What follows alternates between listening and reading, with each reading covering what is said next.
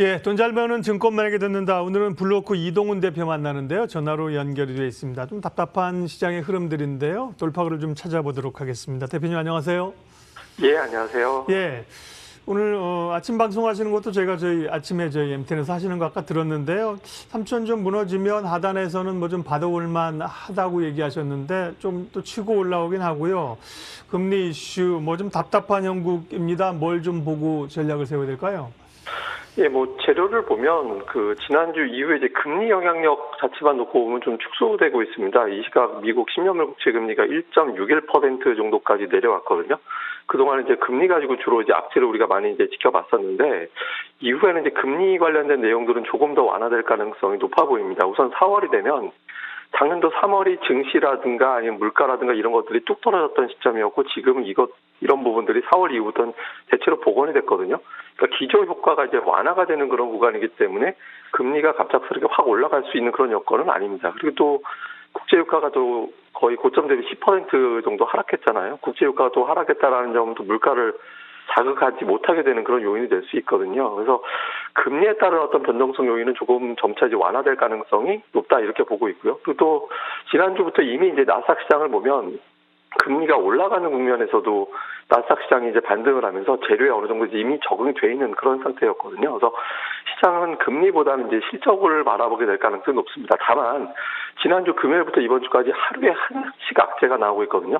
금요일에 금리, 월요일에 터키, 어제 중국, 오늘은 코로나 이렇게 해서 재료가 계속해서 던져지면서 증시 자체는 좀 불안정한 움직임이 나오긴 할 겁니다. 그렇지만 불안정한 가운데에서도 실적이 괜찮은 종목군들, 특히 이제 중소형주 중에서 외국인들이 적극적으로 매수하기 어려운 국면이기 때문에 대형주 쪽보다는 이제 중소형주 쪽에서 종목 장세가 만들어지고 있거든요. 근데 아마 이제 시간이 조금 더 지나가면 대형주 쪽에서도 1분기 실적이 양호한 업종들, 뭐 가령 반도체라든가 철강 화학이라든가 이런 종목군들 중심으로 이제 반전 시도가 나올 가능성이 높기 때문에 당장은 좀 답답하더라도 이런 어떤 답답함을 이용해서 박스권 하단에서는 적극적으로 실적주 중심으로 좀 모아나가는 그런 기회로 활용해 보시는 것도 좋을 것 같습니다.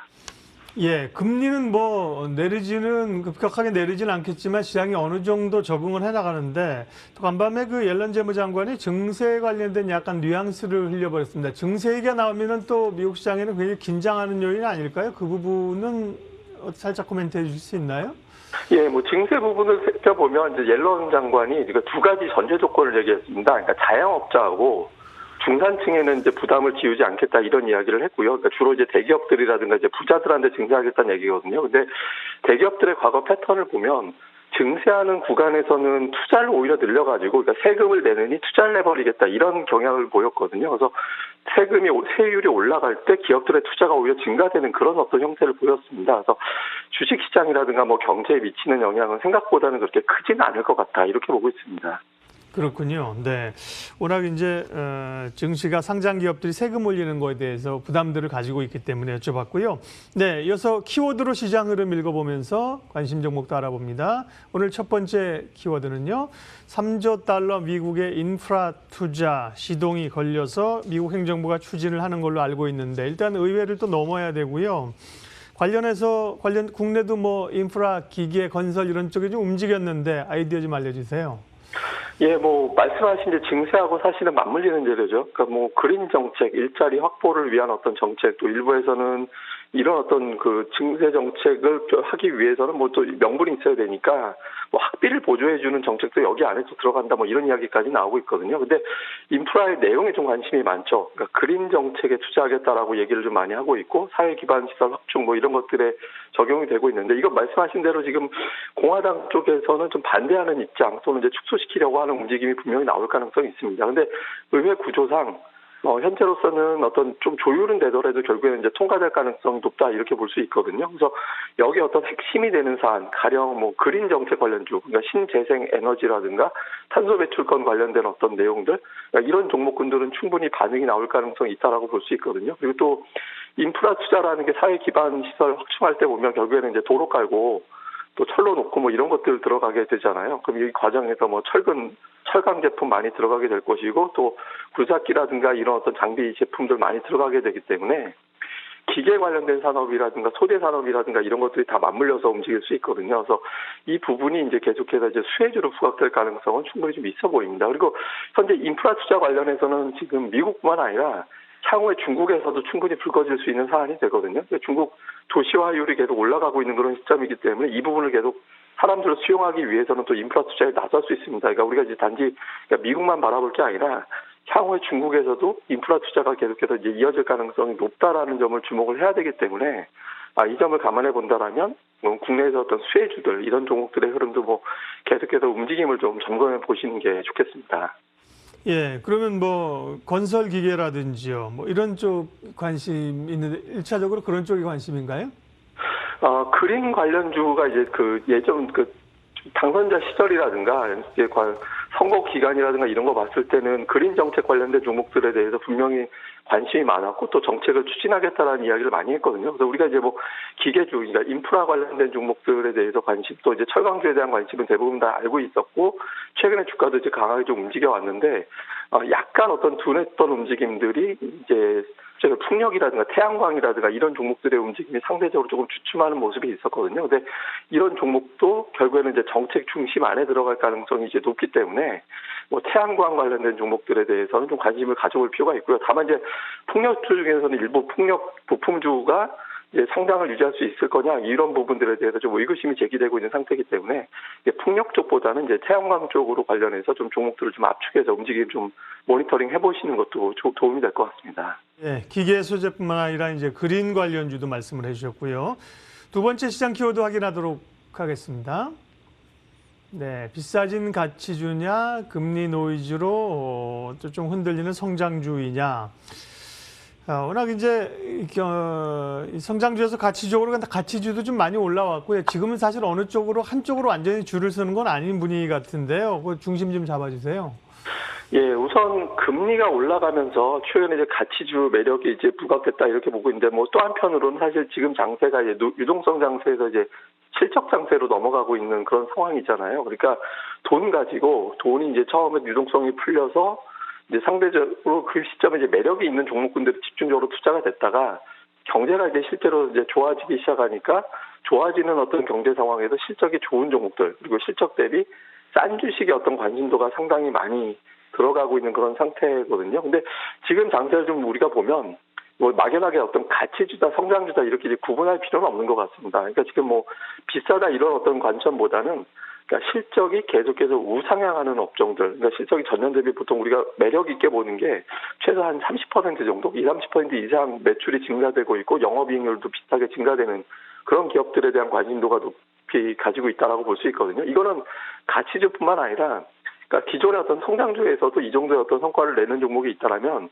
지금 밸류에이션을 따져볼 게 아니라 이런 종목군들에도 좀 관심을 가져볼 필요가 있습니다. 그러니까 지난주 우리가 좀 주목해 봐야 되는 데이터가 하나 있는데 최근에 한 3주 정도 그러니까 미국의 어떤 자금 동향, 미국 증시의 어떤 자금 동향을 보면 그러니까 증시의 자금은 계속해서 유입이 됐었거든요. 근데 유출되는 쪽이 이제 두 가지가 있었는데 하나가 바로 이제 IT 관련된 분야, 그러니까 IT 관련된 분야에 바로 전주에는 자금이 순유출이 됐었습니다. 그리고 또 하나는 성장주에 투자하는 펀드 쪽에도 자금 유출이 한 2, 3주 정도 지속적으로 나타났었거든요.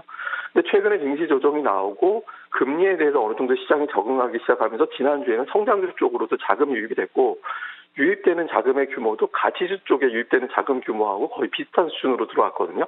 그렇게 들어오고 나서부터 미국 나스닥 시장이 지난주에 재료에 적응을 하고 올라가고 그러니까 이런 패턴이 나왔습니다. 그러니까 투자자들이 지금은 성장주 쪽도 가격이 떨어졌다면 지금 그 안에서 실적 증가가 가시적으로 확인이 된다라면 매수세가 들어가는 그런 움직임들이 나오고 있거든요. 그래서 지금은 말씀드린 대로 단지 뭐 퍼 대비 뭐 싸다, 뭐 자산 대비 싸다 이런 관점으로 접근할 시점은 아닌 것 같고요.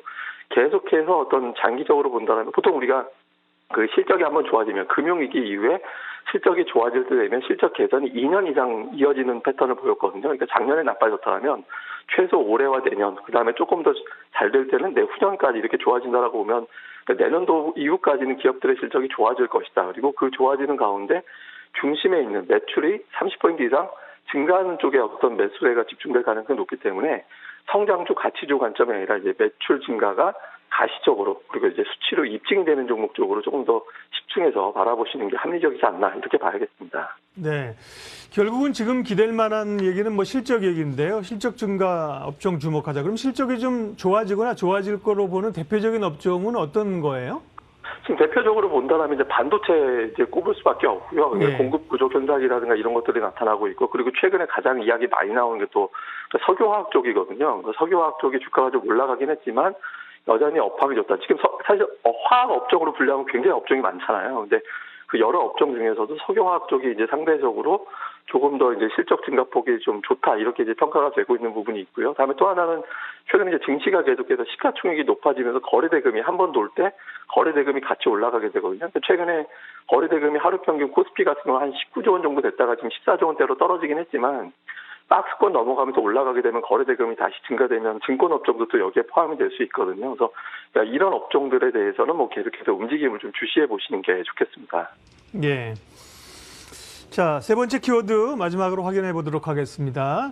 연기금의 매도가 계속되고 있는 상황인데요. 26일 날 국민연금 기금운용위원회에서 국내 주식 보유 비중을 조금 늘리기 위한 안건이 상정된다고 하는데 가능성이 얼마나 있을까? 그다음에 조금 늘리게 되면 이제 연금의 매도는 좀 잡힌다 이렇게 봐도 되는 걸까요?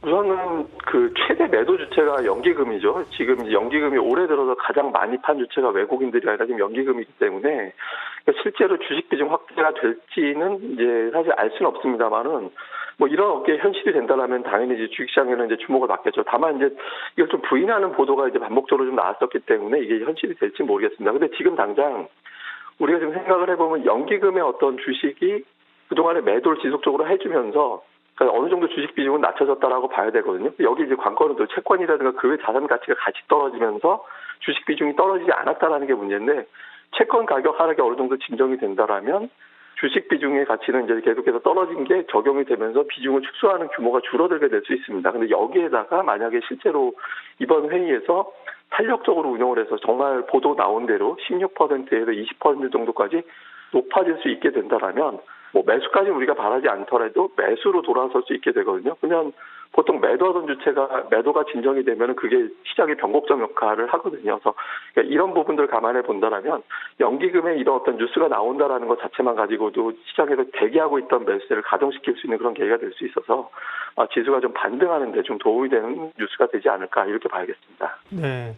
그게 이제 현실화가 되면 그동안 연기금이 굉장히 많이 팔았던 부분들을 먼저 좀 이렇게 커버를 하면서 사게 되는 걸까요? 어떻게 되는 걸까요?